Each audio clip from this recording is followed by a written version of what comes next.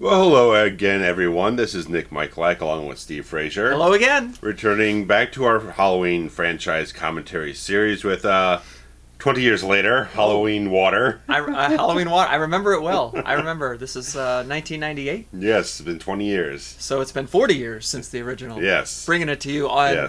We're coming up on the anniversary, the 20-year anniversary of this movie. I believe it was first week of August. Yes. Yes. So sorry, we can start the movie now. Yeah, so guys, you've got your own copy of the film because this is just audio only. So you can hit the timestamp to 0 and we'll give you a countdown here to sync it. So in 3, 2, 1, play. I always liked this Miramax title card. I thought that was neat with the windows. Yeah. Anyway, as we were saying, yeah, it was like first week of August, I want to say, in 1998. Yeah, I think about August 5th or so. That sounds about right. Which is... Yeah. Is there Mr. Sandman nonsense again? Of course. Why? Somebody explain this to me. Yes. Do we need to go back and revisit our part 2? In the archives, please go rewatch part 2, where we talk about how ridiculous it is that Mr. Sandman is playing for no reason. Yeah. Pardon me, where's Langdon, Illinois? I have no idea. I never heard of it. It's probably just as fictional as Haddonfield. So, when I posted on my social media that we were returning to Haddonfield, I was wrong. So it's not actually. There is no Haddonfield. There's no in this Haddonfield. Film. Blasphemy. They renamed the town or some shit? No, the rest of the film takes place in California. Right, I know. I've seen it before. Oh, dear. You gonna light that cigarette, or are you just gonna... All right. Just kind of hanging out of your mouth, Leigh. Yeah. I mean, I get it. You come home, you're alarmed that potentially your house has been broken into. That's fine. She's just holding on to it for dear life, though. She is. She is. She doesn't strike me as the type of woman that would have that pumpkin on her front door. Nah. And look at all of this bullshit in this person's yard. You don't see that shit anymore. I mean, there's the occasional... Not as much as you used to. Yeah, there's the occasional person that'll just, go all out, but... I mean, again, like we've talked about, they kind of overproduced all of these houses. Oh, look at that. Joseph Gordon-Levitt. Sure is. In a kind of a Michael Myers spoof, or a Jason Voorhees spoof there. Oh.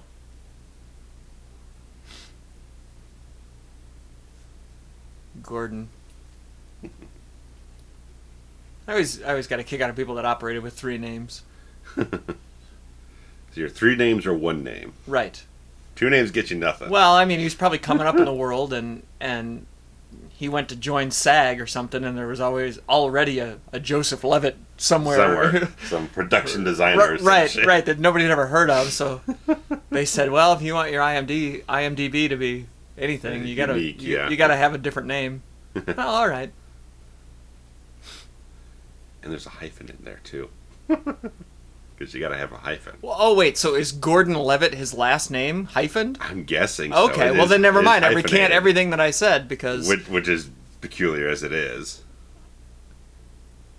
I mean, I get, a female gets married and wants to keep the maiden and the married and does a hyphen. But then, if she has a child, you don't pass on the hyphen. No. Maybe he was adopted. I don't know. Like Laurie Strode. Maybe. I don't know. Is that a thing? I forgot already. I don't know. Yes, we've washed away a lot of continuity now. I feel like this one, and we'll get into it here in a minute, because at this point they have not told you anything about where we're at in the storyline. No, there's no setup at all. The last we saw, there were hieroglyphics and, strange druid runes and right.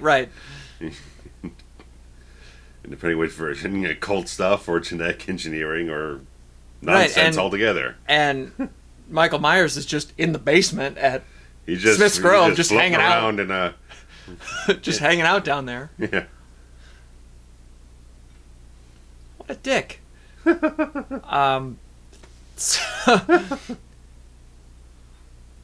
So I feel like they try to, they say, okay, well, we're going to get rid of the storyline from the last few. Yeah, but then we're going to bring up some points from stuff that happened in those. You know what I mean? A little bit, yeah. It's been a while since I've seen this. Yeah.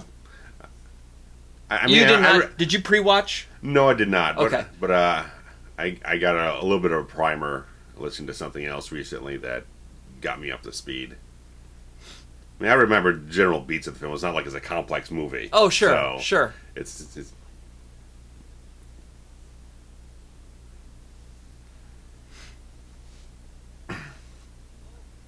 So they never really say who this woman is, who these people are. Yeah. Like, yeah, I mean, so far we're in a different town, so why would we even assume that these people know anybody that we know? Yeah. You know what I mean? Like, right. You're like, oh, Langdon, Illinois. Yeah. Whole different story, different cast of characters. Yeah. I mean, ultimately, yeah, we find out she's the Loomis's nurse assistant from the first film.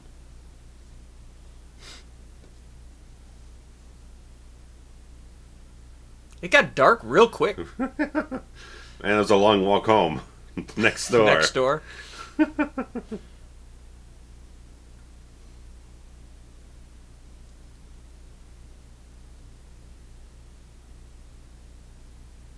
She's still wearing that kind of stereotypical nurse garb, too, which is bizarre for even 1998. Yeah.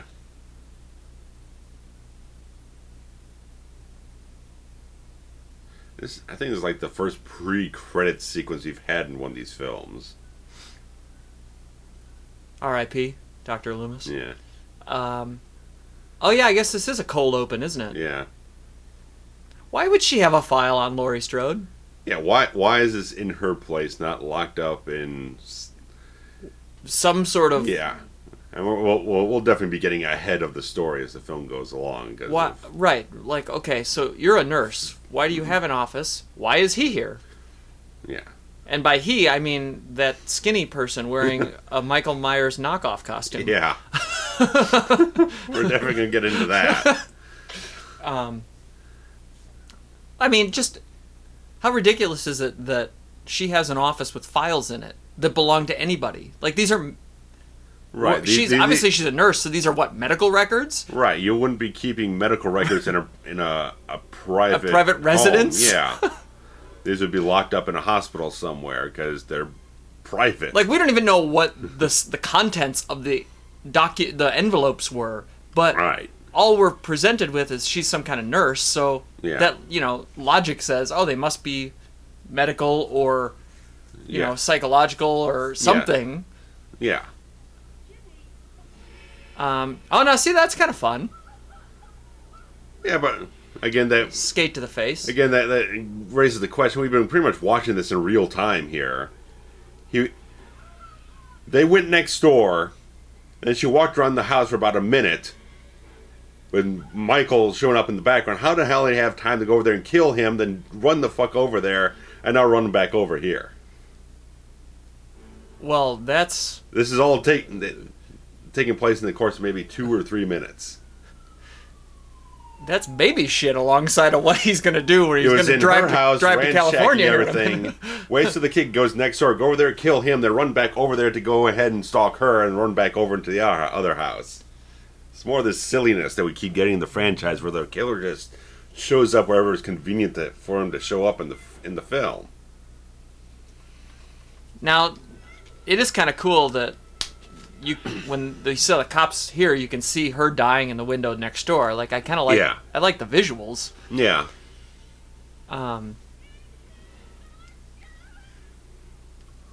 So, okay.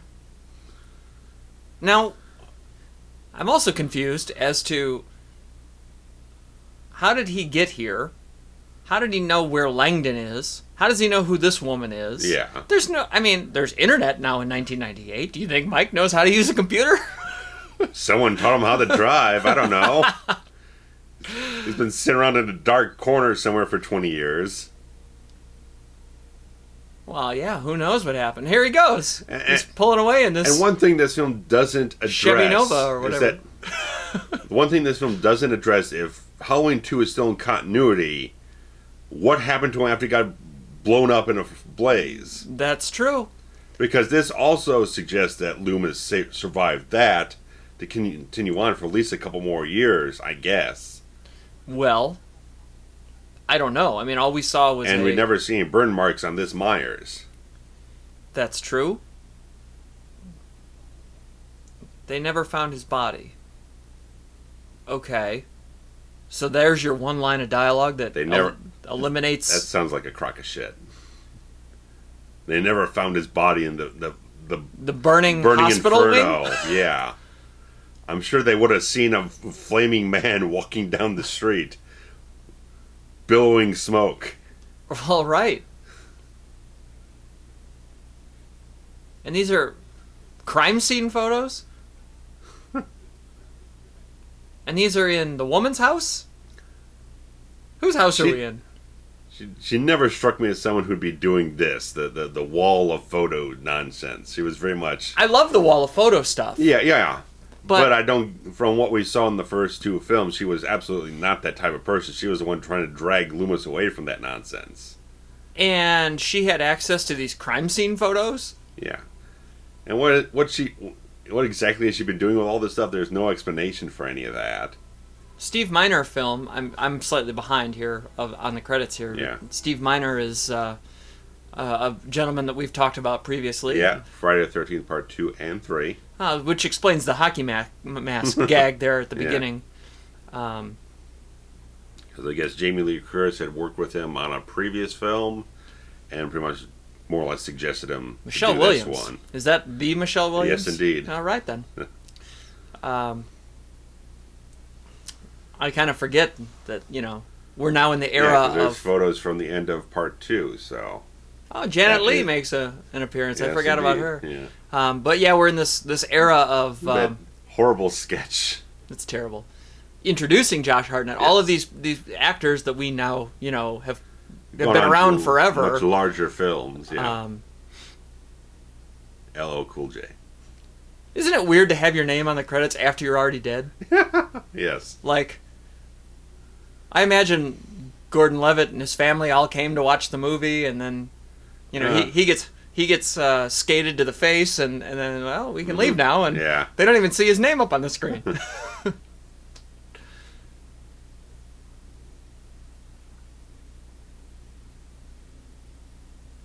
Like, okay, I remember when this movie was new.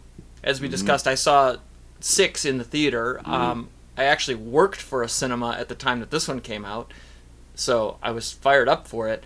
I don't even honestly remember because it's been 20 years. But at what point in the marketing did they say, oh, by the way, this is a sequel to 2, not anything that happened before? No, I don't think there was anything in the marketing. Maybe an interview here or there. I don't know. Okay, so then you have to figure it out just by sitting in the movie theater? They just figure, well, the last film didn't do all that well. It was a mess. No one gives a shit. I guess maybe you say, oh, well, Jamie Lee Curtis is back, and they killed her off in the previous one, so this one must be a different kind of story. And there have been fans trying to rectify continuities to put everything in the same boat and whatnot. It's like, if you try to do that, then you're saying, like, Laurie Strode faked her death, left her daughter behind, but took her son with her, which doesn't make any blasted sense at all. Maybe the son came later. Well, I think they say he's about 17 years old in this, so it's a little hard to... He would... Well... I mean, at the time of Halloween 4, it sounded like it hadn't happened that far before the events of Halloween that film. 4 was 88, so it was 10 years. Yeah. And that would have made... There's Hartnett. That would have made... If that was 10 years ago, then this kid would have been, 7? Thereabout, yeah. And so that makes him younger than Danielle Harris. So I guess it's logical that still that she had the kid out here. But again, the thing is that you still got to rationalize too much to kind of sort things out for things that are not explicitly implied. So that's just fans doing that. I'm not saying that's the filmmakers doing that. The filmmakers made a dead cut right there saying this chunk of films doesn't exist in this continuity. We're going back. Right, which I guess, Jamie Lee Curtis is in the trailer. That means it's a sequel to an earlier one. Yeah. And interestingly enough, another 20 years goes by, and what do? We're throwing it out of continuity again. Jamie Lee Curtis is in the trailer. It must be another redo. We're throwing even further films out of the continuity. Including this one. And the one and after part 2. Yeah. And the one that comes after this one, obviously. Yeah, they actually get rid of part 2 in the 2018. And this new one they're putting out. Man. Mainly to remove the whole thing of the sister angle, so we'll see how all this stuff sorts out in a few months. Oh, dear. Oh, Summer Glen, which is probably also not a real place, but I don't know for sure. Yeah. Oh, it's Halloween. How convenient. Oh, thank you for telling me that it's Halloween. I appreciate that title card there. This must be like Northern California then. There's all these fake leaves floating around. Well, sure. Because all that lush greenery. Interestingly, the first film, hey Folgers, the first film was supposed to take place in Illinois, and they shot it in California. Yeah, just like, and it didn't look anything like Illinois. It's like Nightmare on Elm Street was shot in California, meant to set in California, then all the sequels screwed it up. Right. And that one actually looked like Illinois in Nightmare on Elm Street 1. Aside from the palm trees. Well, right, and the canal. But yeah. And the talk about earthquakes. Oh, dear. Yeah, it ended up being Ohio or something, because there's palm trees in Ohio. Sorry, we're digressing into... And earthquakes. I watched Elm Street again recently. God, I love that movie. My poster on Yeah, I see it. Life cereal. Do you like Life cereal? You ever had Life? I haven't had cereal in like 20 years, man. Oh, okay. All right. She's got some Campbell's Chunky there. I was a Lucky Charms guy. Okay. So. All right. I was Captain Crunch, and I still occasionally like a Honey Nut Cheerio. I still don't buy that anybody in America has a basket of fruit in their kitchen. Just, I don't know. You're dumping that out every 3 days. That's what I'm saying. Like, it looks great. Like, from a production standpoint, the basket of fruit. How realistic is that? Get some waxed fruit. I mean, I get it. You buy a bag of apples. You throw it in a basket in the kitchen. Like, I get it. I've done it. I throw it in the fridge. We've always thrown it in the fridge, so. I guess it depends on what you have. Bananas you can leave out on the counter or whatever. Yeah. But I don't see this assortment of fruit. Neatly arranged. Right. Like, are you going to use that pineapple, lady? Because... No. I like school uniforms. I think uniforms are a good idea. I just like everything to look the same. Like a good tag team has to have the same outfit. Heart Foundation. Right. Anybody from then, really. Yeah.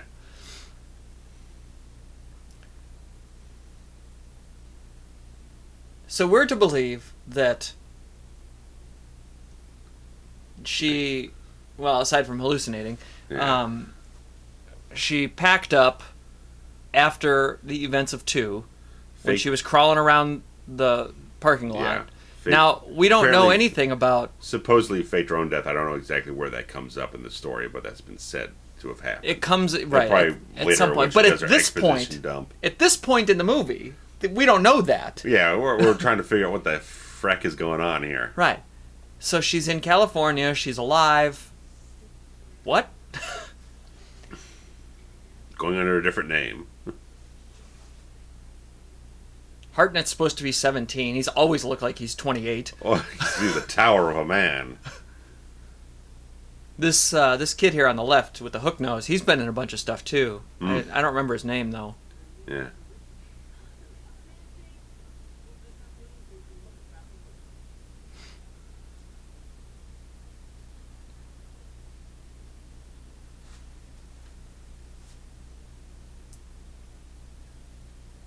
Oh, this must be Mike Myers arriving at the in California.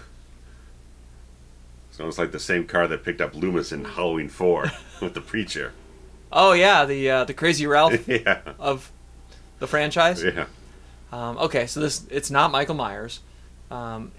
This is just some rest stop somewhere along the way. This does not look anything like any rest stop that I've traveled the country.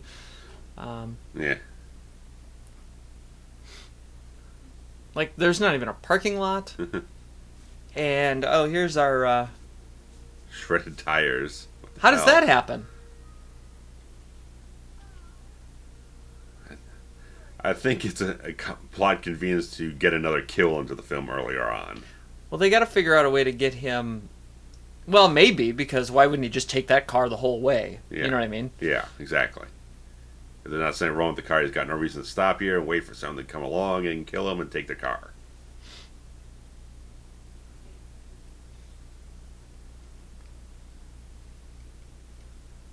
No lights. Mm-hmm. The state of California has really got to amp up their game here, huh?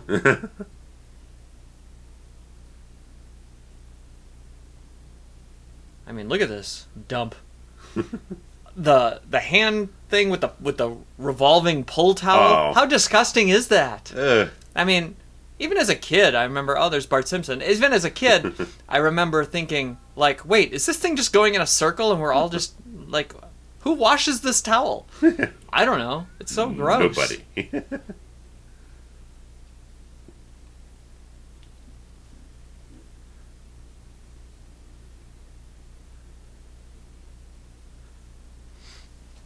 Oh, that's a child's hand. Okay. I was thinking for a minute that we're gonna get Some big mitt coming through with it. M squared coming underneath there. Oh, yeah. A thorn symbol on Right, it. the thorn. Right.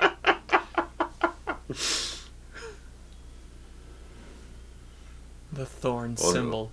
Well, it's 98. Like a barbed wire tattoo would be in right. style. There's definitely 100% tribal, 100%. Why would? I'm boggled by the fact that he just wears this mask around. Like, I can't believe that would be comfortable. He's been wearing this freaking thing for 20 years. Like no, he had it off for a year when he was comatose in the shack by the river.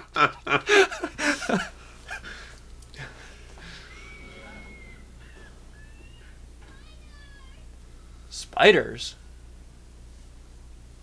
Much less scary than Michael Myers, that's for sure. So he doesn't kill anyone. He does not kill anyone. So what was the point?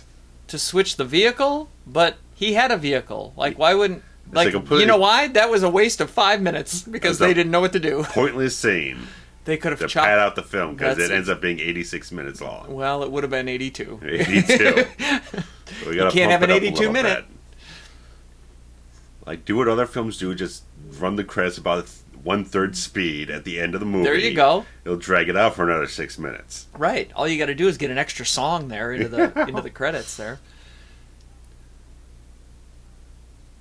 I was always... My mind can never wrap around the fact that, like, she's giving a speech, and this is supposed to be the entire student body. Is that correct? Or are these just new... These can't just be newcomers. There's only like 50 people in this room. That's what? 2 teachers worth? How do they have a campus? Yeah.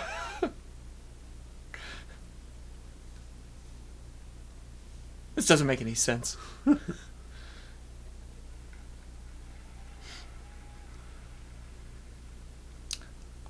Oh, wait. Are these people that are, like, supposed to be going on the trip? Maybe that's it. Maybe. Okay. There's some kind of field trip, I think. Yeah. And it's been a minute since I've seen this. Yeah. We're We're going to Yosemite or whatnot. And I'm only partially reading the subtitles. Yeah. We do. Please have your subtitles on. It makes it much easier. Yeah. We should always, like, announce that. We never remember to. She's changed her name, too, by the way. Yes. I mentioned that. Oh, did you? Yes. No, I wasn't listening. Look at these two. What's her name? Something? Sharon Tate. Carrie Tate. Oh, Carrie Tate. Sharon Tate was that other lady Yes. in Northern California. Got it.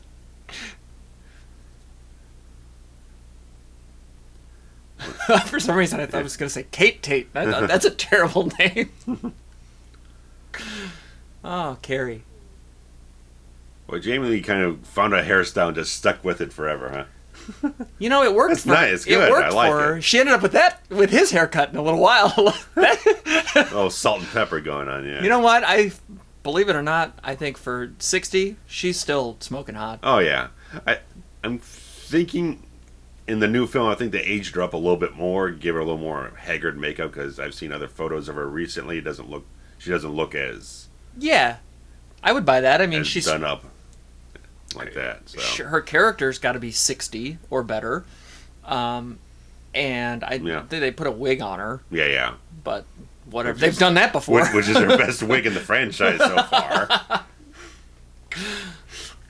We took them so 38 far, years. Yeah, she's been in 5, and so far 2/5 have been wig.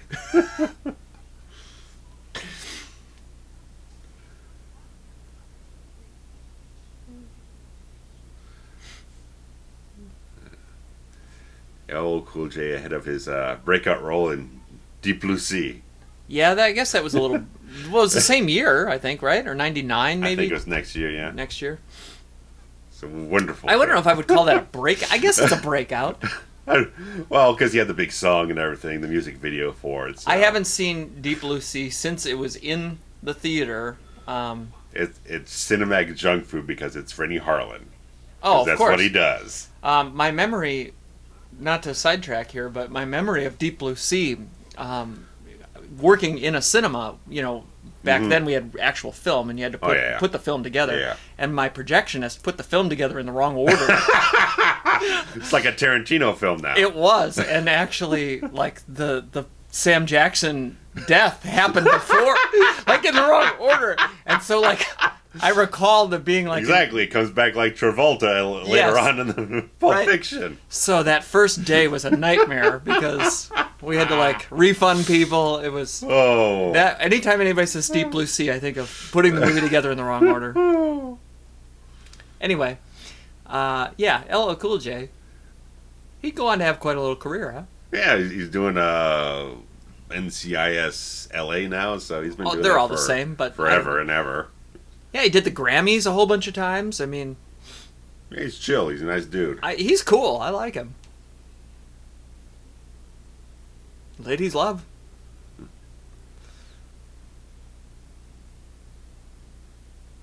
This one seems like it has a lot slower build than the other ones we've been watching. Well, there's no story yet. Yeah. Really? I mean, I guess there's some story, but there's no real conflict. Yeah. I mean, other than, okay, nostalgia act here, Strode, and she's still having nightmares 20 years later. Yeah. She's traumatized, apparently, by kids dressed up. Yeah.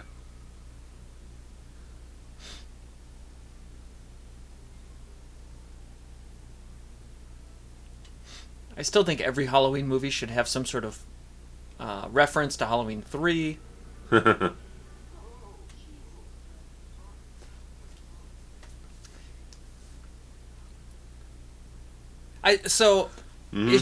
Is she just now starting to have these visions of Michael Myers, or has she been having these for 20 years? Because I feel like she'd be used to it by now if she was doing it for 20 years. Or she should still be in therapy with someone about it, if she's still that traumatized and twitchy over it. And if they're just starting now, how convenient is that? Yeah. So, we'll see how exposition dulls that out. Little day drinking here.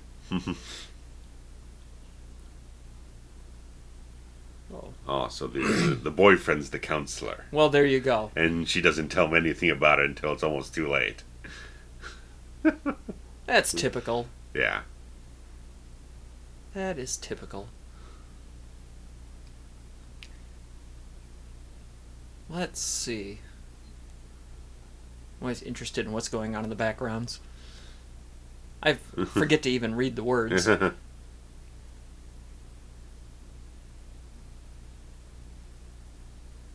So here's where she's going to finally reveal, apparently, and it makes you question how long has these two been together? Yeah. Really?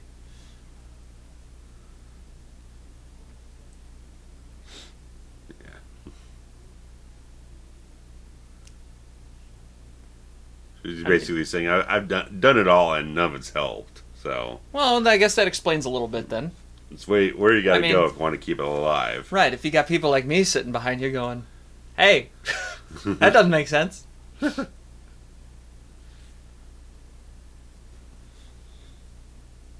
Oh, by the way, my best friends were all killed and I was stalked by a murderer 20 years ago today.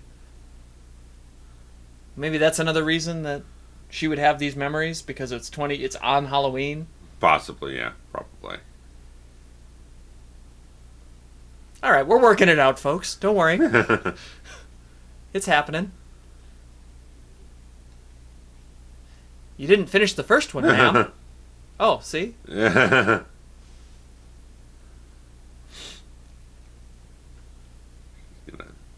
Just suck that thing right down. Oh, good. Little faux murder tableau right here in the street. Right outside the window. I love it. Jeez, oh Lord. Chardonnay. That's not really my jam. I mean, wine is not high alcohol level, is it? Red actually. Or champagne would, I don't know. It's actually, it's not that. I think it's more potent than beer. Okay. I feel like. Don't quote me on this. I'm not a drinker. Yeah. I do like wine. I don't ever really compare alcohol content. Okay. I know that red tends to be slightly more. What was that guy doing in the doorway? I'm just waiting to see some crew in the reflection of the window. The boom operator or some shit. Sure.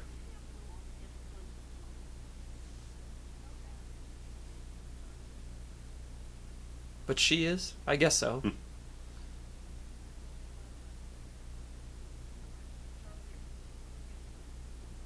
Yeah, Charlie. Oh, I like it. Get angry, lady. Yeah.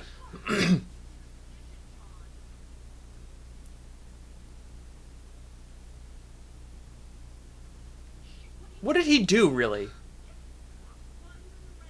What shit did he pull? Like, what? I mean, I feel like we're overreacting. I get it. She's stressed. Yeah. She just had 2 glasses of Chardonnay.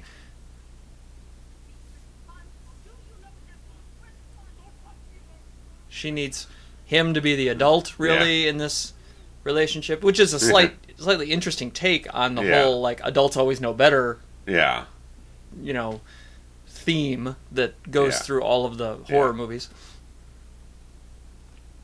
Yeah, the kid's tired of his mother's traumatic drama. Nonsense, drama that he's been hearing about every freaking year of his life.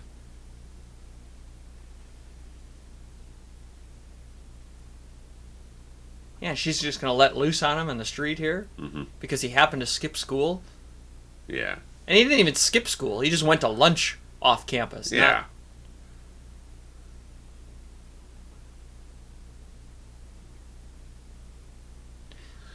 Don't you think he would have shown up by now? He's waiting for all those other sequels that didn't do very well to come and go so he can come back and reset the continuity. Yeah, he's been getting a payday this whole time, kid. He's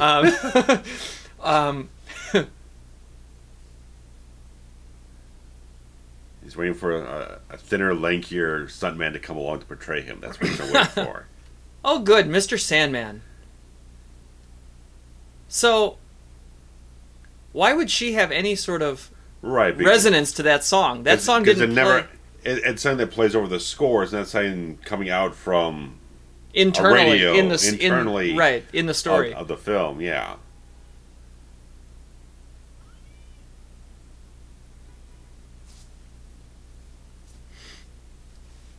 You can't get good help these days. Oh, there's our army truck there that's got old double M in it. She was just shooting back glasses of Chardonnay, and she's the one driving, too. Right. Responsible. Absolutely. She's talking all about, I need you to be responsible. She had Charlie go get the car. Why wouldn't she have Charlie drive the fucking car? Yeah.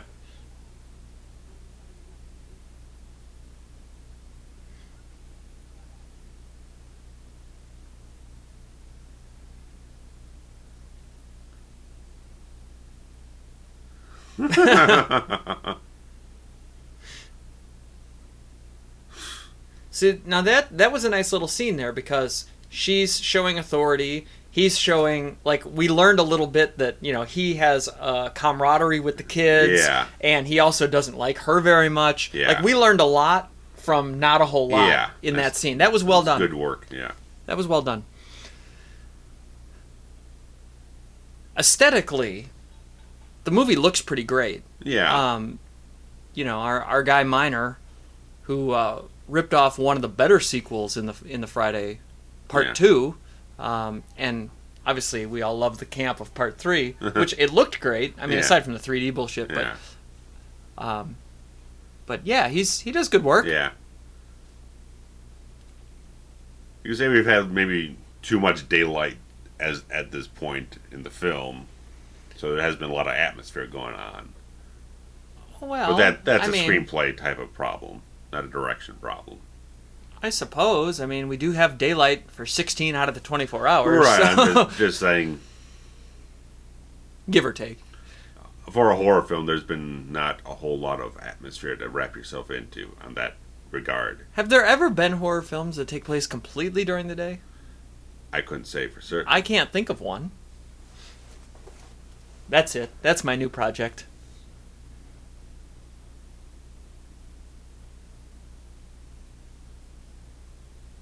Would it be as scary? I feel like it might not. It would take a lot of talent. I mean, maybe if you had like Overcast or something like that to make it a little bit more moody in a certain way. Well, what about it had, the opening credits, like 4 and 5 or whatnot? Okay. But broad, sunny California daytime, a little hard. What about Devil in the elevator? That took place. I never saw that. It's campy as shit, but it's awesome. That takes place completely during the day. All right, I don't want to keep thinking about that. We're trying to watch a movie. Aww. He made her a map. This is actually really cute.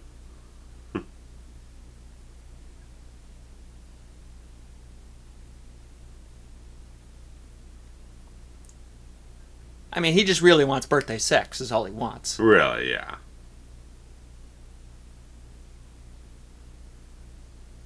I mean, you don't blame the guy, really. Well, look at the lady he's with. Right. I mean, 20 years later, she still looks fabulous. Yeah. Yeah. She's kind of got little, baby face. Yeah. Like, I don't know if I ever put together that was her.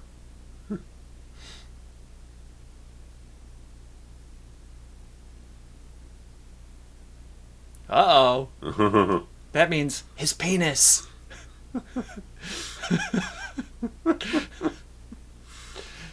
You swap out the word concentration for something a little bit more, penis. Penetrating. Tonight you get my full penis. Get my full penetration. Well, he's just... So wait, he showed her the lair and now they go to class and then later they're coming back there? That seems like someone shuffled the scene around in editing. Yeah, it's weird.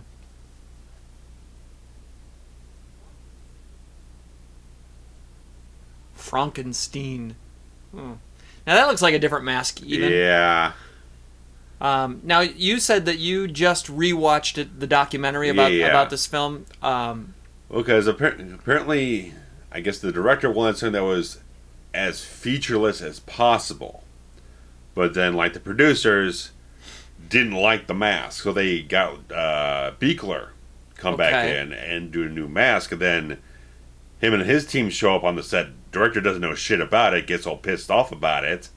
And so you've got, like, 2 or 3 different effects teams throwing out different masks and no one communicating with one another. So there's 2 effects teams. There's Miner, the director, and the producers that all have a different idea of what the mask should be. Yeah. And they've come up with 4 or 5 actual different masks. Yeah.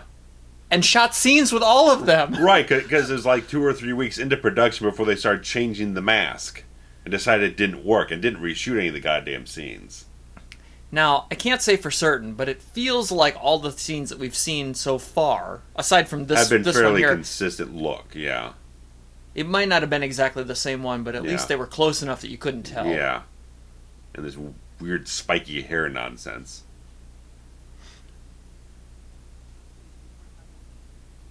Oh, here's that field trip. Okay.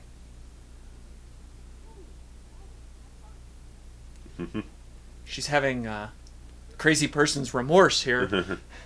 Yeah.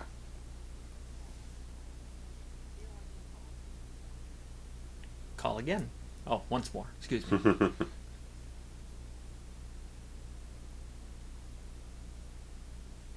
And he wants to ditch this trip, right? To bang the hot girl in the basement. It's a cover for him, so he can disappear and she doesn't know where he is, or she thinks he's out in a freaking Yosemite National Park somewhere. Right, he's given her his full concentration. Yes. He can just disappear and abscond for the weekend. And on short buses, too. Interesting. The short bus. Interesting. Talk about the score of this film, because it was also about as much of a mess as the Mask situation.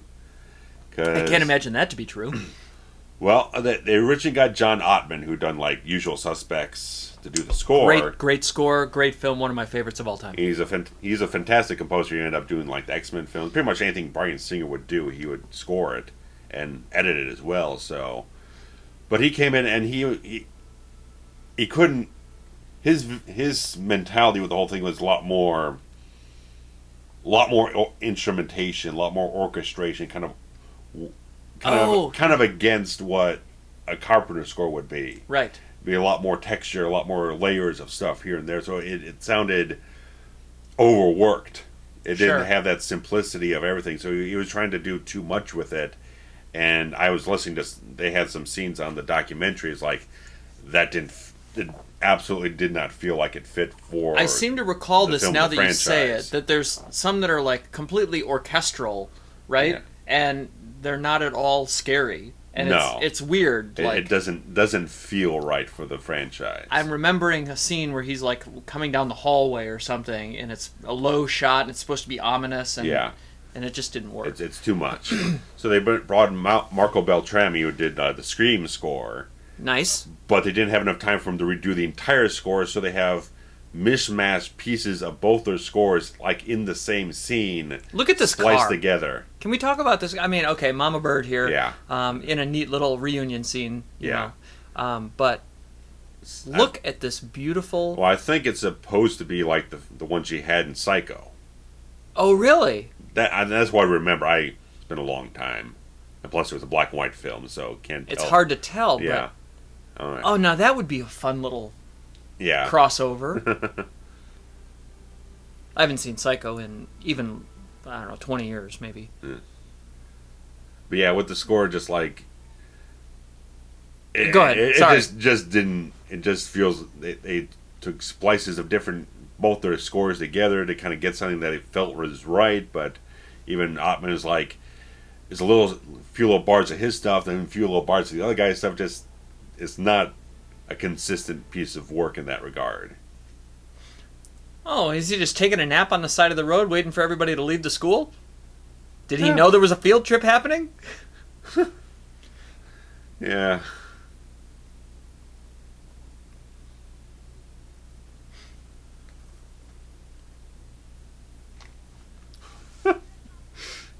He's reading this smut. That he wrote, right? Yeah. That's the gimmick, is he's trying to be an aspiring writer. Yeah.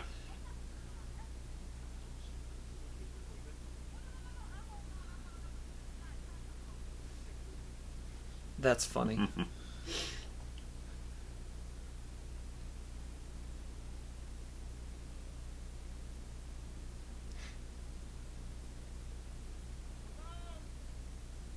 Now wait a minute. So he pulled up, got out of the car, and what's he doing now? Wasn't there a scene earlier? Was she hallucinating that? What? In the classroom when she looked out. Yeah, because... So one of them looked out the window, and that was a hallucination again? Yeah, Michelle Williams' character. There's no reason she would hallucinate, because fuck does she know who Michael Myers is? Right. Wasn't he standing there outside the... right outside the gate. But he wasn't even there yet. Yeah. What the fuck? This franchise is getting exhausting. I need a drink. I just talked about how I don't drink, but I want one. I do like a glass of wine. Chardonnay's just not my jam. Going back to that conversation. I like the reds more than the whites.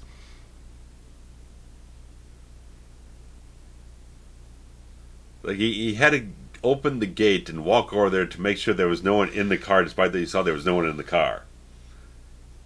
To allow the plot convenience to allow Michael into the place. Like, Michael can't climb a wall. This doesn't even look like Michael Myers. He's got a receding hairline now. Well, he's 20 years older. That happens.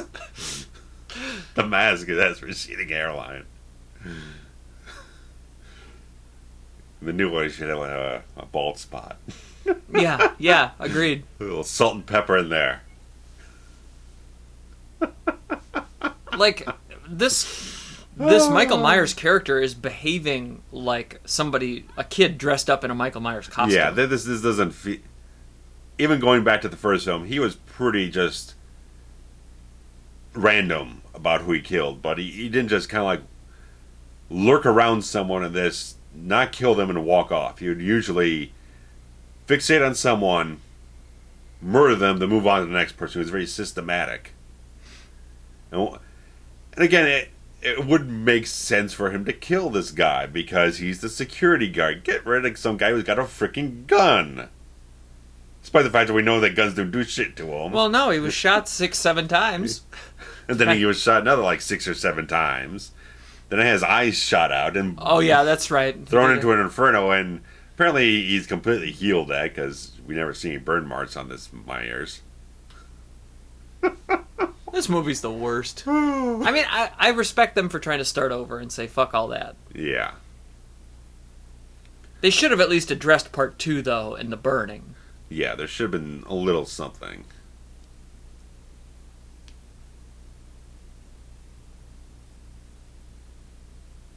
I mean, like, Halloween 4's got a good setup there where, yeah, he got burned, he's been in the hospital, wrapped up in bandages for 10 years, and then he just happens to escape when he's being transported. That's a perfect way to segue into him getting from the end of 2 to a part of action in 4. A plot of 4.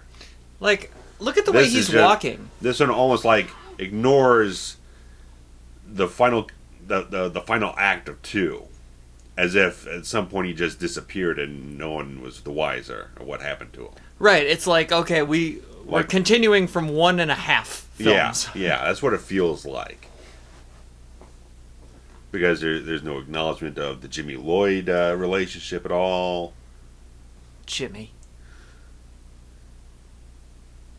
And if you're going to... I mean, it only feels like if you're going to start from 2, then you probably should just say Loomis died that night trying to kill him. Instead of trying to thread through saying he's still alive until about the time Pleasance himself passed away. Did they actually say that in the dialogue? I don't think so. I think in the newspaper clippings at first they were showing some things about aftermath of that, where Loomis was still alive. Okay, because... I think so. I thought that the only visual so far really was the nurse having the photograph of him, which means that could have been from whenever. Yeah.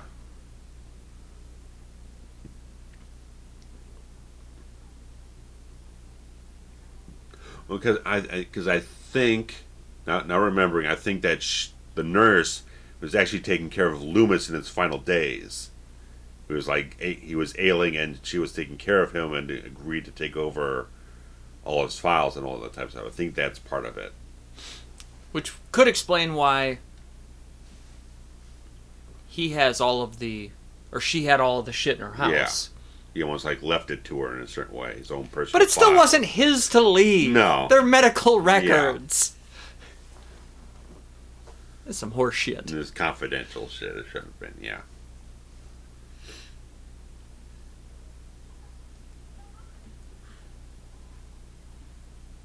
What a dummy.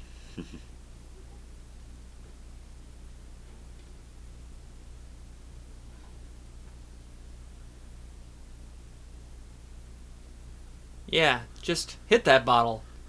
Yeesh. I get it. I mean... Yeah. The fact that she's not passed out by the time the final act arrives. She's taking down like two glasses of Chardonnay, and now she's slamming down vodka. I mean, that's a lot of vodka, too. Yeah. You really just... I mean, she put it down... Oh.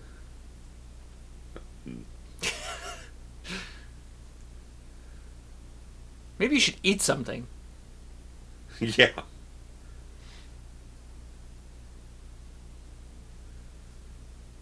How many lights do you need on in your house? Jeez, DP's going in overtime.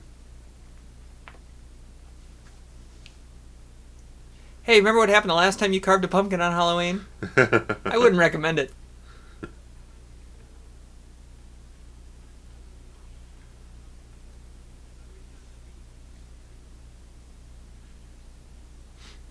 I don't remember. I know Tommy Doyle dropped his pumpkin when Mike scared him. They ended up getting another one, though, right? Because didn't they carve the pumpkin? Yeah, because she had her own pumpkin when she left her house for that's right. PJ Souls to pick her up later. Look at these candles. I mean, okay, I get it. You know, the kids want to make this kind of a, you know, create atmosphere and whatever. Yeah. All these blasted candles. But, like, how did they come across all these candles? Where did they find the candles? Yeah. Were they already down there? I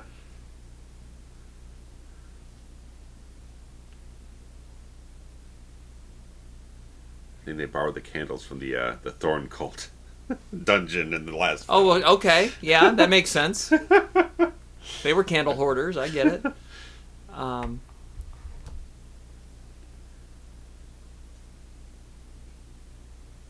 Can we talk about Michael Myers? Let's really break this down for a second. Okay, go ahead. Michael Myers shows up in Langdon, Illinois. Langdon. A town nobody's ever heard of. At least Never not to us. in the franchise ever. So he somehow gets there. Yeah. He somehow finds this nurse's house. Maybe he read the Yellow Pages. He gets the files that says, oh, Laurie Strode is alive and living in California. Right. Which he read. I don't know who taught him to read. And then he makes his way from Illinois to California in stolen vehicles. At some point, he's got to stop at a gas station. Right, you got to fill up your with car. With his mask on and everything. How does he pay for gas? I mean, I guess you didn't need a credit card back then. You could just pump and go. But... So then... The files in the house in Langdon apparently reveal that this woman who faked her death and moved out of the city only to in theory never be found again has listed all of her personal information, like where she works. This is sounding very strained of credibility here. Which he then read, drove cross-country, and immediately located her on Halloween, the 20th anniversary of the night that he stalked her originally, just to murder her again. And it's taken him 20 years to do this. Man, that's a solid movie.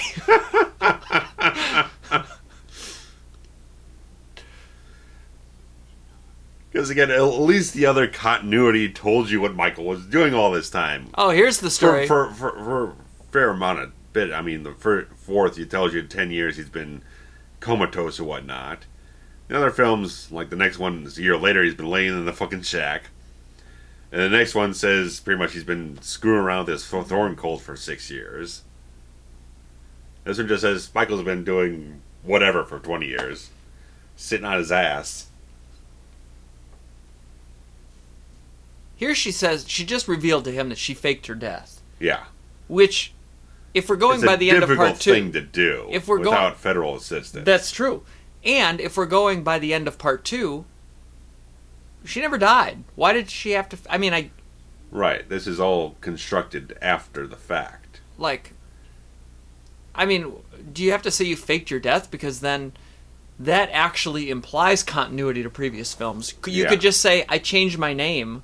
Yeah. Yeah. There's no reason to have some elaborate setup of like a car explodes in the middle of Haddonfield or some shit. Right. And you have a fake body there to fool the coroner or some shit. Starting to sound like Kaiser Soze. Oh, dear. Laurie Strode is Kaiser Soze. Where's Gabriel Byrne? I want Gabriel Byrne under the mask. I hope so. That'd be frightening. That means she's 37 here. Which makes her 57 in the 2018 film.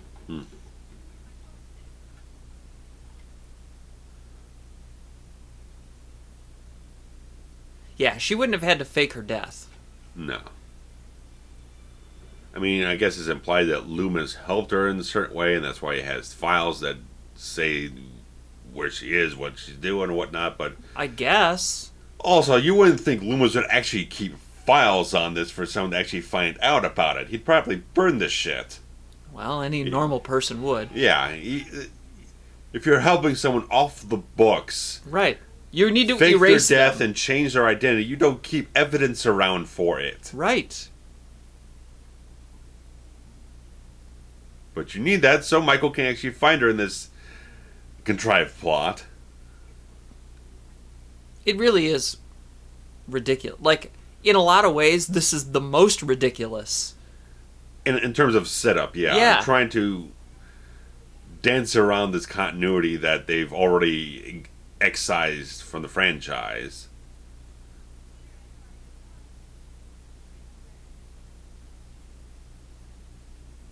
That's a good line. Yeah.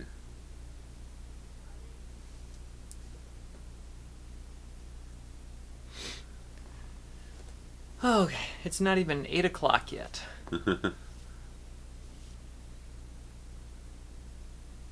I don't buy these two as a couple.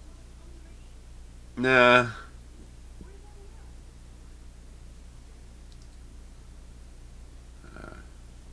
Dumbwaiter. I'd love a dumbwaiter. Especially an electric one. Yeah. If it's an electric one, isn't it an elevator? Maybe not. Maybe not. I do wonder if they're actually designed to carry a 200-pound human being, though.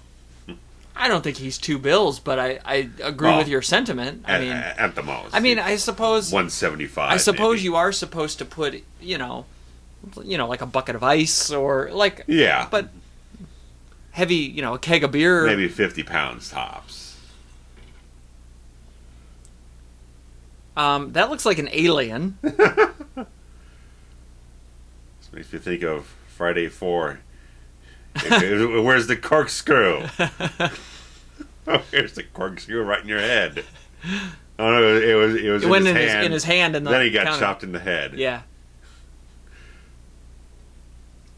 I am scared to death of a garbage disposal. Uh-huh.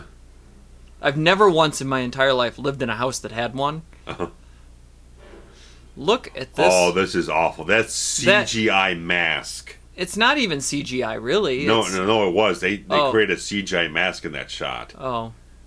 To give it a jawline? Fuck all do I know. It looked awful.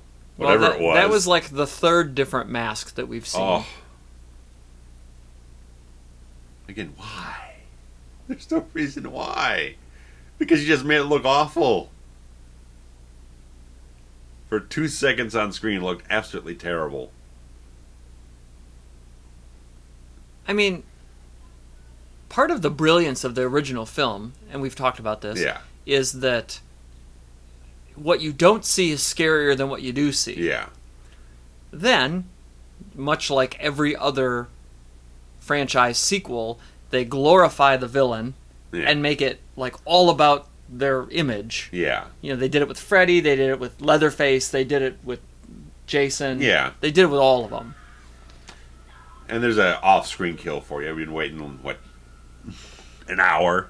So, he does still look like an alien here. Yeah.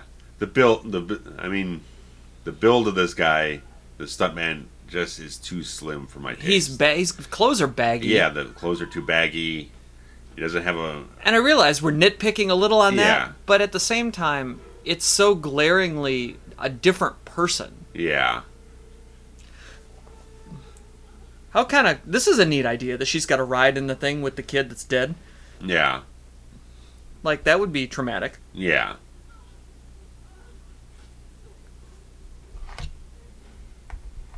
She was about to get her some Halloween lovin' too from that hook nose. Ow! That's a great... I forgot about that. Ow. That would be broken. Yeah. It might sever it, actually. Oh, and it almost did. You're not going anywhere too fast now.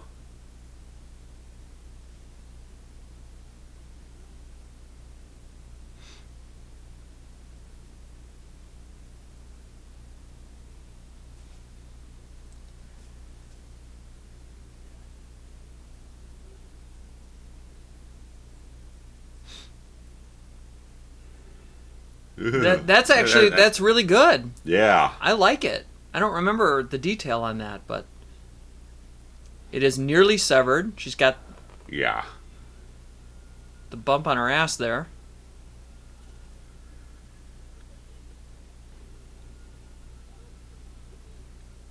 And this is just not the way Michael behaves.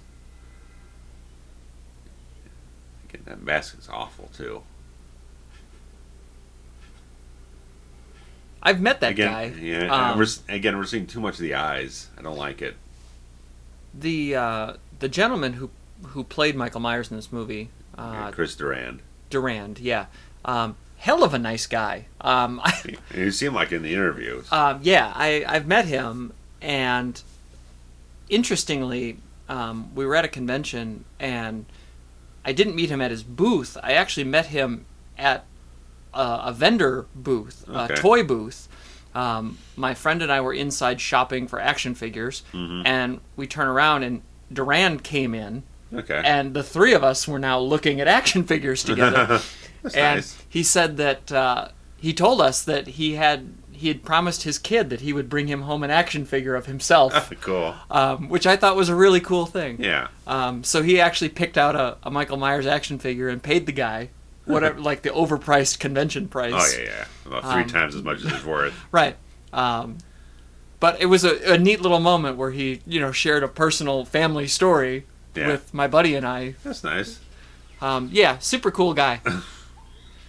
That's elaborate. That took some time. Stop it with the head turn. Like, Jesus Christ. Yeah.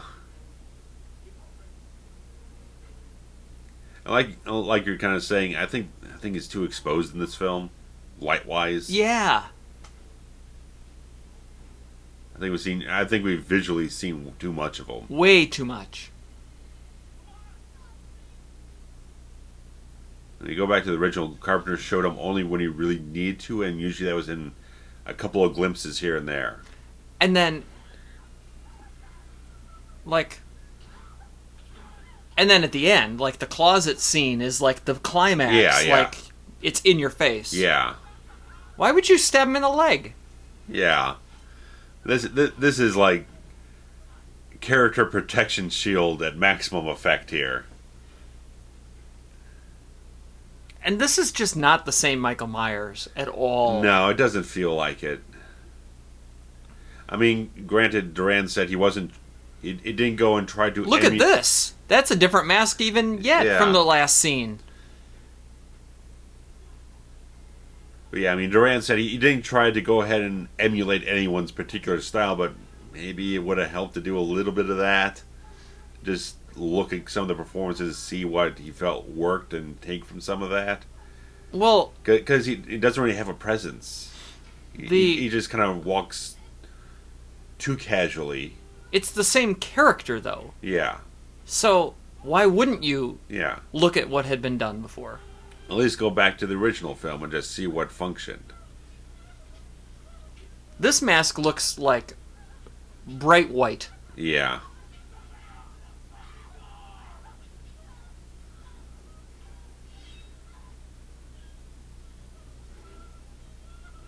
Don't give him a set of keys. You never know where he's going to drive to.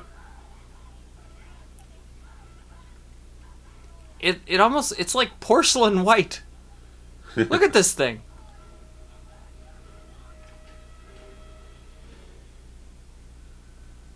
I don't like seeing the eyes. Look at all the eyes. There's so much eyes. The eye holes are too big, and you're showing way too much of it. I just don't like it. I do. That was a kind of a cool scene, though, where she's now face to face with him for the first time. Yeah. We see where we kind of discussed in reverse, like with Jason. I didn't like it when he had the mesh over the eyes. I kind of liked it when they didn't do that. I think a lot of the performers did a lot more when you could see his eyes as Jason. Right. But with Michael, I just like the blankness as much as possible. Well, yeah, especially if you're going to portray him as something that's not human. Yeah. Why accentuate the human kind of elements? Kind of elemental force of sorts is kind of the primordial idea of him.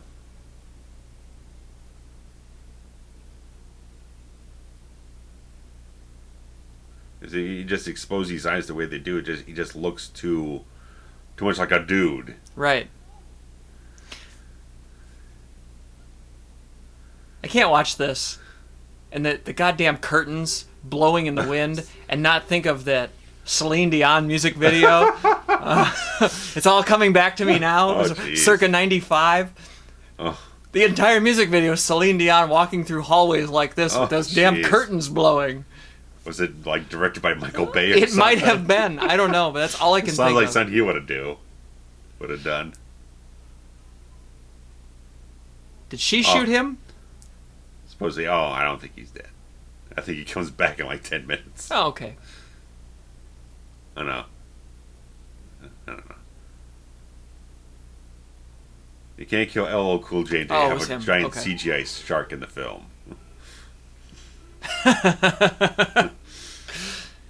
And then 20 minutes later, he comes back to life because it's in the wrong order. Yeah.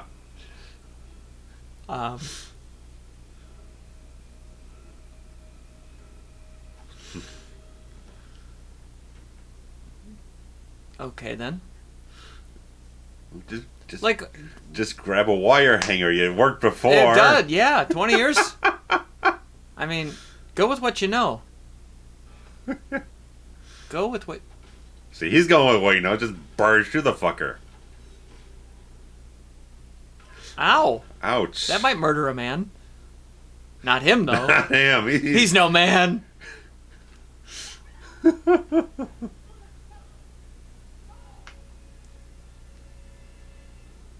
Look at... That is a... Here's our... Fucking awful. This is the scene, right? With the orchestra. Oh, yeah. And... Ugh. Not good. But that's a terrible, terrible mask. That one looks different. Yeah. I mean, I haven't really heard any, like, Halloween theme music going on. John Carpenter did get some kind of credit here at the beginning, but I don't know for what. Maybe... I know that they use part of his original theme at the very end of the movie, like right before the credits hit. Taken from the soundtrack CD. Okay. But the whole rest of this is...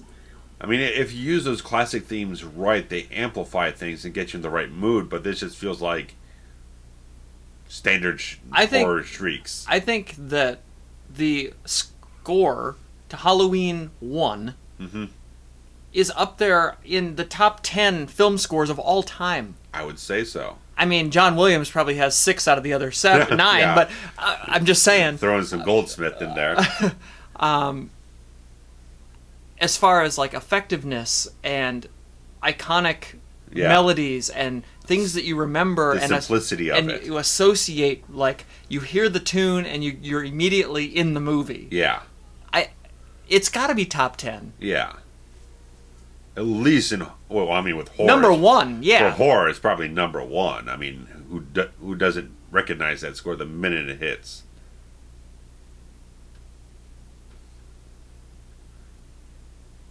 That'll fix it.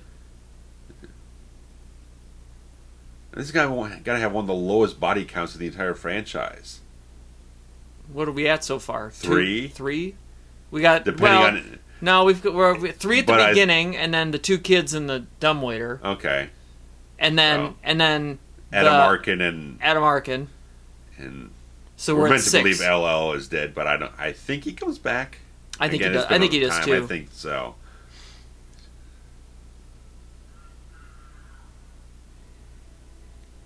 So here we have some. Here's some theme. Yeah, some of bit. the original Carpenter. Yeah.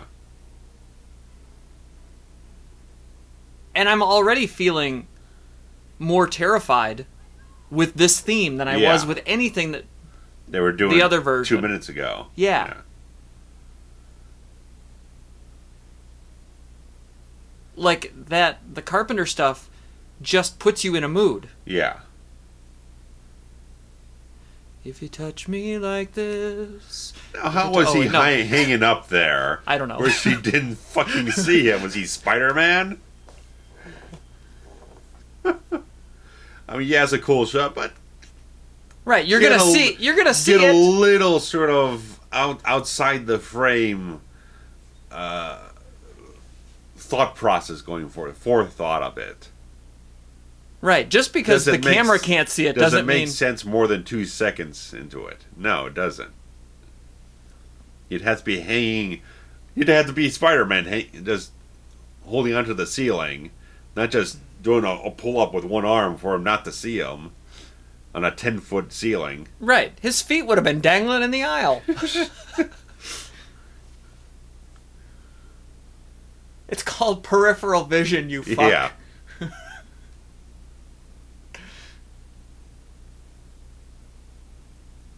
We can kind of analyze this whole thing of, like, she now becomes freaking gung-ho, Sarah Connor, Ellen Ripley type of thing here, where she's been this almost semi-crippled, traumatic person throughout the whole film. She can't cope. She can't deal with it. Now it's like she's going at it full bore and everything with... I almost feel like the film needed more of Michael doing shit in the film to have this more of a payoff. Yeah, I see your point. Because he's only been kind of going around killing people for like the last 6 minutes or so. And well, he had to drive across country first. Now we're kind of like in the semi-climax of the film. We spent like an hour with some character development, stuff like that, but no real horror stuff going on. Right, and actually, in the first 30 minutes of the film, the only Michael Myers we saw was in her imagination. Yeah. And the pre-credit How scary sequence. Is that? It's not, is the correct answer. No. I think it would have been... from my standpoint, it would be better if Michael was more present and she had to be evading him and being terrified of him, then she has to turn this corner and suck it up and deal with him. Right. That makes more sense. Instead of just hallucinations all over the place. Did she just give him a nut shot and it didn't work? He no-sold a dick shot? That's it. He's not human. You convinced me.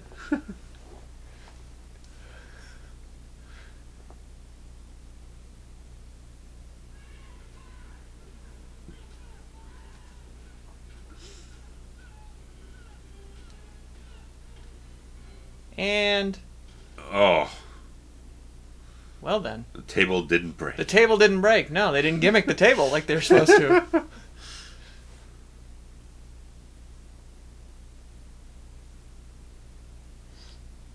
I'm sure from all your past experiences, you know that, oh, it's over. Roll credits, right?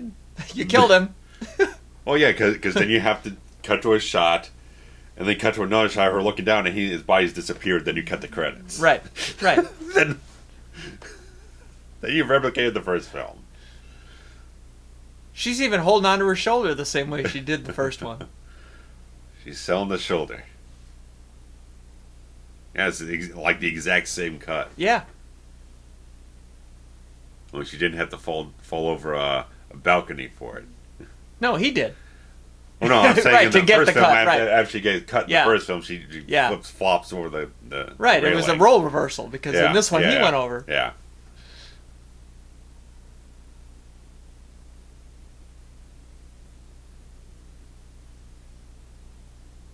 That wasn't That in was there very barely deep. in there.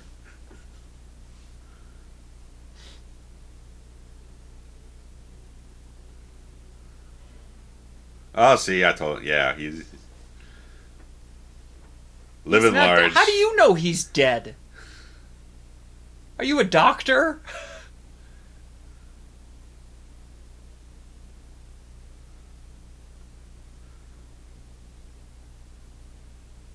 I like that he's still holding his knife with a clenched fist. That makes me happy.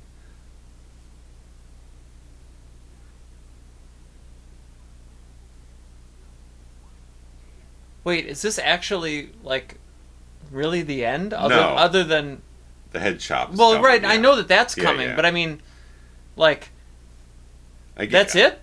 Yeah, I feel the pacing on this film was really off. We got a lot of slow build for the first hour. Nothing happened. Like, I feel like we just started. Yeah. I mean, it's slow build for the first hour with character stuff, all this nothingness that doesn't have anything to do with, like, atmosphere, tension, horror. Then you jam pack in the next 15 minutes for a couple of kills and a little bit of chase stuff. Now you're going to go into this, which is like the last 5 minutes of the movie. I mean, and this actually isn't a bad little angle that they do here. No. Although, when it comes time to explain it away in the next film, which we'll get to... Well, I can tell you now, because the only way they sold this to Mustafa Akkad is to explain what they were going to do in the next sequel. This thing got released knowing that this was going to be completely retconned and a sequel was going to happen, knowing in their minds this was never Michael Myers in the back of this van. Well, okay, so that's fine. If you're gonna say that, that's fine. Because they brought in Kevin Williamson to explain that to Akkad, because otherwise he wasn't going to approve this ending of the film. So at what point does Michael Myers make the switch? You know what I'm saying? Like, if they're going to say, okay, it's not actually him, it's some paramedic or whatever, that means that it had to have been an outfit change, a wardrobe change, with the paramedic or whoever inside the mansion before they put him in the body bag. Yeah. In which case, why would he try to attack her knowing that... Like, wouldn't... If you're the paramedic... The thought process doesn't fit. You open it up and you go, hey, help me, some guy put this outfit on me. Yeah, because in the next film they say, oh, well, they crushed his larynx so he couldn't say anything, so they can contrive that thing. But then, whoever this normal paramedic guy just took a header through the frickin' windshield and is standing up and acting normally just like Michael Myers would. Because they're pulling a double switch on you. It's they want to have their cake and eat it too. You can't. Because Mustafa needs a sequel, because he can't stop making sequels, because what else does he have to make money on? Nothing.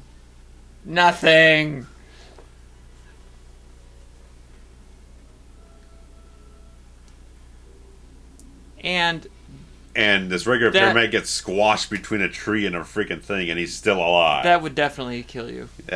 Your spine is crippled. It's bad. Yeah.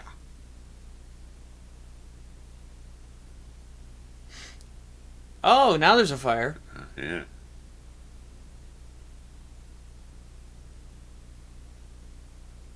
I like that it's the coroner's van too. So they put a live man in the body bag.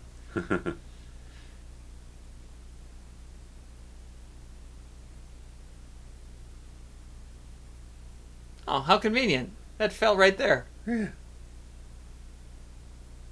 I feel like she might not have lived through that car crash either. She'd be knocked out. She wouldn't be stumbling around like this. Well, I guess there's no saying that this isn't 10 minutes later when she comes to, but... Well, it doesn't feel like it. I'm just saying, like... Yeah. I feel like she would be... Yeah. In pretty bad much shape. Worse for wear. Yeah.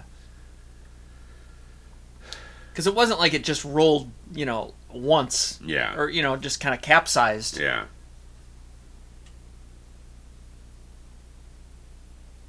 Okay, so him grabbing the mask actually does lead to... that train of thought. Right, wouldn't he be shaking his head? No, it's not me. Yeah, it's really sloppy nonsense. Look at the eyebrows. Yeah. Were there always eyebrows? No, there was no eyebrows in the first film. I didn't think so. It was all white. Yeah. Why are there eyebrows? Aww.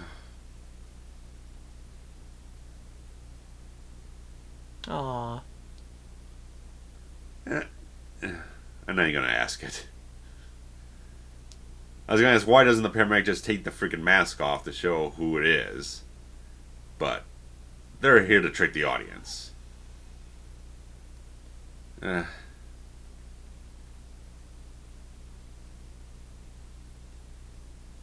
don't know. I remember, I was going to say, I remember sitting in the theater. I saw it in theater number 5. I remember where I was sitting. I saw it with my father. And I remember when it was over, at that scene, I kind of went, whoa. Like, that escalated quickly. Yeah. You're right. These are going really slow credits. So, I guess it worked on, 18-year-old me. But I mean, if you took the resurrection out of the thing, if this was the final film, what would your feeling be on it? Ending Michael that way. At least it's final. It's final. Like, you can't get out of it. Oh wait, yes you can. You can. But I don't know. I just feel like the pacing, like you said, is way off. Yeah. Just in terms of the head chop thing. Because I feel, we've seen him shot up all over the place. Blown up in Inferno. We've seen him, whatever it is, have people beat the living shit out of him. Nothing's taken. He's pretty much impervious to the pain and whatnot. He's impervious to injury. They didn't even kill him in 6. No. They just left him in the basement. Yeah. Or the other version, they just got beaten to shit by Tommy Doyle and everything. But every other way, just like it feels like it's just like there's no. It's like to me, it feels like a dead thud. Sherry Perry is a great name, by the way. Sorry. It's like at least in Highlander, when someone's head gets chopped off, there's fireworks. This is like, okay, well, that just there's nothing. It was a little abrupt. It's abrupt and it just doesn't feel like there's any. The ending is abrupt. Like, I feel like they did it and then almost like there's no catharsis to it. Right. For the audience. We didn't have time to see her feel relief. Yeah. Therefore, we don't feel relief. We just feel the thrill of it. Yeah, just like, okay. Oh, and it's like you're up and there's like, okay, well, whatever. Yeah. Yeah. There's no punctuation after the beat. Yeah, I agree with that. I agree with that assessment. It's a period instead of an exclamation point, in my opinion. But it's disguised as an exclamation point. Yeah. Yeah, but in general, yeah, the film just doesn't have enough traction going through it for the most of the time to have anything feel like a payoff by the end of it. Like, I can even forgive the ridiculousness of the story that I laid out for you a half an hour ago if you give me something that is at least thrilling along the way. Right. 2/3 of the film, there is nothing thrilling going on. It's just watching these characters live their life, dull out some exposition throughout the course of 50 minutes or so, and then You get a little bit of stuff in the third act, and that's it. The beef of the main run of the film doesn't have anything atmospheric or suspenseful or tension filled to get you on edge for anything. They keep that lingering fear going. It's just like they think cutting to Michael every so often in some far off shot does the trick, and it doesn't. Absolutely not. Because it doesn't build towards anything. Well, not if you're setting it up as completely hallucination. Yeah. Because that's not... Or you just see him standing around. Yeah, it doesn't lead towards anything. Because in the first film you have that linear progression that he's kind of fixating on these different characters. He's following them around. There's a thread through with it. There's a logic to it. This just... hallucination of Michael, then once or twice someone actually sees Michael in a distance somewhere, or he slips past the security guard, doesn't kill the security guard, and goes off and tries going after the teenagers. Like Laurie, it becomes like an afterthought that he just happens to run into her at a certain point in time going after other people. You think that she would be the exact direct line of who he's going after instead of going... He drove across the country everywhere for her. Off in this entire campus and just finds her out of happenstance.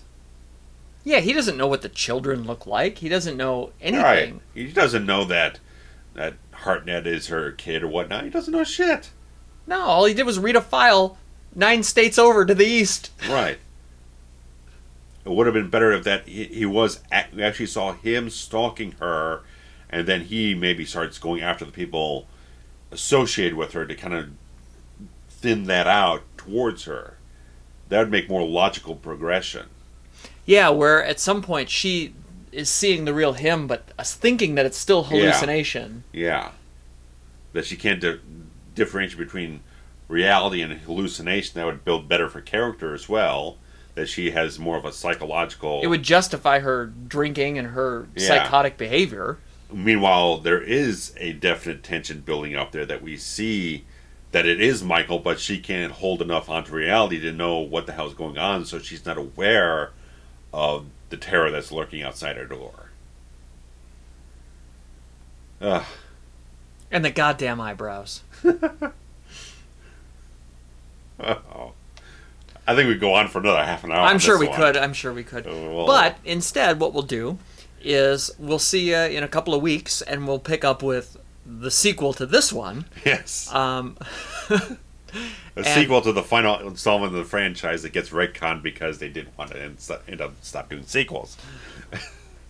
And we're gonna have all kinds of fun with Resurrection coming soon. That's gonna be wild. You know what? I think it's actually a better movie than this. I'll say it right now. We'll get to it. We'll see you in a couple weeks. Buster Rhymes. Can't wait. Bye-bye. Bye.